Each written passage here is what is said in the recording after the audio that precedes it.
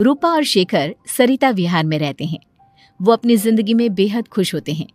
दोनों का शौर्य नाम का एक बेटा भी होता है, जिस पर दोनों ही अपनी जान छिड़कते हैं। शेखर, अब तो आप शौर्य को अपनी गोद से नीचे उतार दीजिए, उसके सोने का टाइम हो रहा है। नहीं रूपा, इसे मेरे पास ही रहने दो प्लीज। मैं थोड़ी देर में इसे बिस्तर में सुला दूंगा। लेकिन कल सुबह आपकी ऑफिस में मीटिंग भी तो है ना, और इसके लिए आपको कल जल्दी भी तो निकलना होगा। जाइए, आप भी जाकर सो जाइए। क्या यार, अभी तो मेरी गोद में आया था मेरा बेटा और तुम उसे लेकर जा रही हो। बाद में कर लेना अपने बेटे से प्यार, अभी जाकर सो जाइए। रूपा शेखर से शौर्य को ले रही होती है कि तभी शौर्य रोने लगता है। शौर्य को रोता देखकर रूपा उसे फिर से शेखर को थमा देती है। आपका बेटा ना एक नंबर का नौटंकी है, बिल्कुल आप पर गया है वो।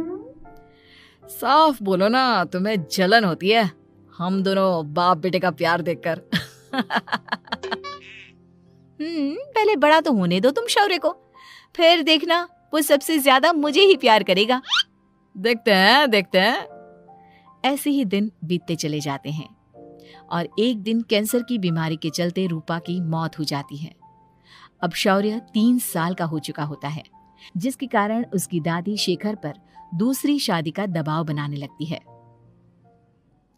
शेखर, शौर्य अभी बहुत छोटा है और उसे इस समय एक माँ के प्यार की बहुत जरूरत है। माँ, मुझे दूसरी शादी नहीं करनी। क्या पता जो दूसरी औरत आएगी वो मेरे बेटे को एक माँ का प्यार दे या ना दे। तो रूपा की छोटी बहन वैशाली से ही शादी क्यों नहीं कर लेता? वो तो शौर्य को एक माँ का प्यार पूरा दे सकती है ना। मैंने कहा ना माँ, मुझे दूसरी शादी नहीं करनी, और अपनी ही पत्नी की बहन से तो हरगिज नहीं। ऊपर से अगर रूपा देख रही होगी तो वो क्या सोचेगी? अपने लिए ना सही, लेकिन तुझे शौर्य के लिए तो शादी करनी ही पड़ेगी ना बेटा। शेखर कुछ कहता उससे पहले ही अंजुमन उसे रूपा की कसम दे देती है, जिसके आगे मजबूर होकर शेखर शादी के लिए हामी भर देता है। देखो वैशाली, मैंने तुमसे शादी सिर्फ अपने बच्चे के लिए की है। मैं चाहता हूं कि तुम उसे एक माँ का भरपूर प्यार दो। शौर्य, आपके साथ साथ मेरा भी कुछ लगता है। अगर आप मुझसे शादी नहीं भी करते तब भी मेरा प्यार शौर्य के लिए कभी कम या ज्यादा नहीं होता। शादी के कुछ दिनों बाद ही शेखर की माँ की भी मौत हो जाती है। वैशाली शौर्य को एक माँ से भी बढ़कर प्यार देती है। शौर्य को लेकर वैशाली का यूं निस्वार्थ प्यार देखकर शेखर को भी उससे प्यार हो जाता है और कुछ सालों बाद शेखर और वैशाली का भी लड़का हो जाता है। लेकिन इसके बाद वैशाली का शौर्य को लेकर बर्ताव बदलने लगता है। वैशाली, मैं देख रहा हूं तुम आजकल शौर्य का जरा भी ध्यान नहीं रख रही हो। मुझे पता नहीं था कि आदित्य के होने के बाद तुम इतना बदल जाओगी। आदित्य मेरा अपना सगा खून है और शौर्य दीदी का, फिर मैं दोनों में अंतर कैसे नहीं करूं? माँ भले ही दोनों की अलग अलग है, लेकिन पिता तो एक है ना। अगर मुझे पहले पता होता कि तुम इतनी जल्दी बदल जाओगी तो मैं कभी तुमसे शादी ही नहीं करता। हाँ, तो किसने कहा था आपसे मुझसे शादी करने के लिए? मैं थोड़ी ना आई थी आपके पास, आपकी माँ ही आई थी मेरे घर आपका रिश्ता लेकर। वैशाली, मुझे तुमसे ऐसी उम्मीद नहीं थी। गुस्से में शेखर अपना पैर पटकता हुआ शौर्य को वहां से लेकर चला जाता है। पापा, मम्मा मुझसे प्यार क्यों नहीं करती? क्या मैं उनका सगा बेटा नहीं हूँ इसलिए मुझसे प्यार नहीं करती? मम्मा नहीं करती तो क्या हुआ बेटा, पापा तो करते हैं ना आपसे प्यार। कुछ दिनों के बाद, आज तुझे खाना पीना कुछ नहीं मिलेगा, चल चुपचाप से अपने रूम में जाकर सो जा। माँ, अब भाई को खाना क्यों नहीं दे रही हो? बेटा तू आराम से खाना खा, इस नालायक की चिंता मत कर। एक दिन खाना नहीं खाएगा तो मर नहीं जाएगा ये। अगर भैया नहीं खाएंगे तो मैं भी नहीं खाऊंगा। तू अपने भाई का भक्त क्यों बन रहा है? ये तेरा सौतेला भाई है, सगा नहीं जो तू लक्ष्मण बन रहा है।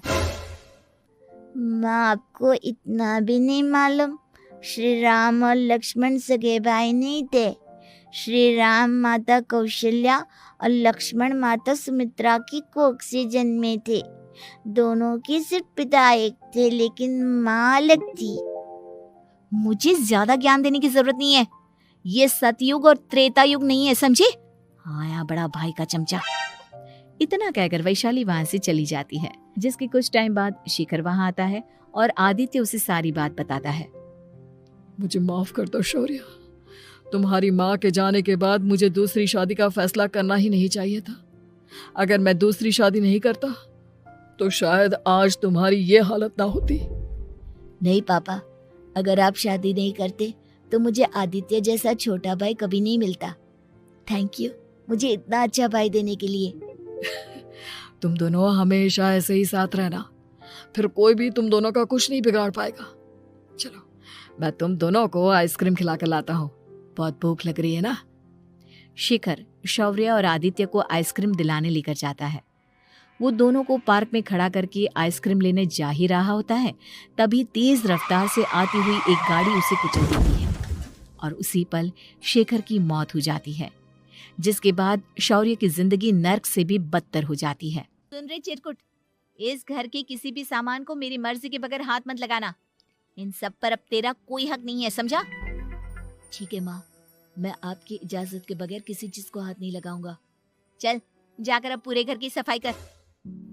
महज 7 साल का शौर्य वैशाली के कहने पर अपने नन्हे नन्हे हाथों से पूरे घर की सफाई करने लगता है।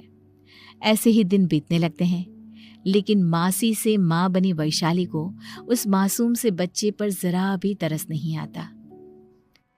क्यों शौर्य, ये घर में इतनी गंदगी कैसे हो रही है? ढंग से सफाई नहीं की है क्या तूने? माँ मैंने तो अच्छे से सफाई की थी, लेकिन आदित्य बार बार इधर उधर चलकर गंदा कर देता है। अच्छा, खुद से एक काम ढंग से नहीं होता और अपनी गलतियों का जिम्मेदार मेरे बेटे को ठहराता है।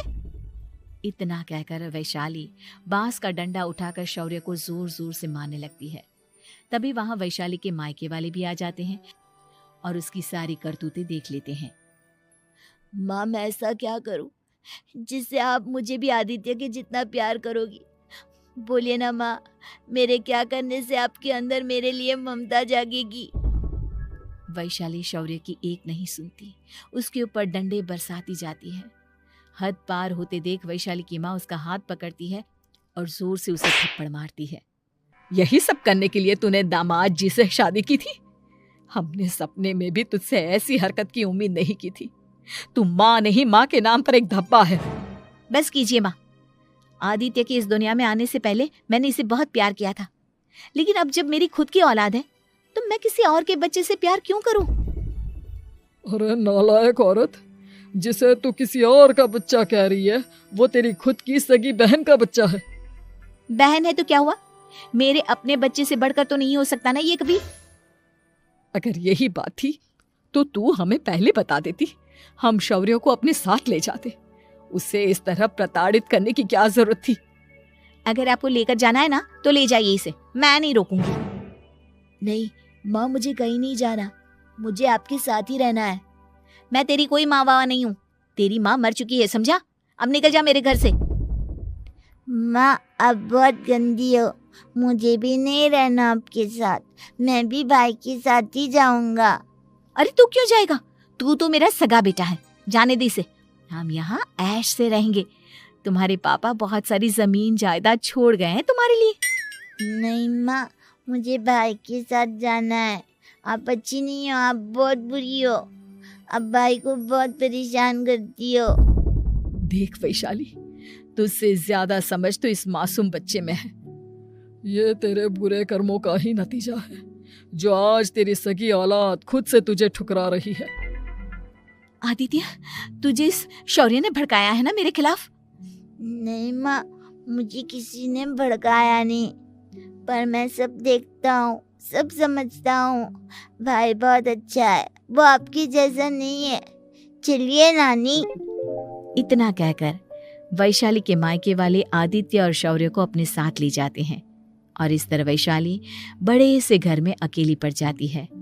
2 बेटों के होते हुए भी आज उसे माँ कहकर बुलाने वाला कोई नहीं होता।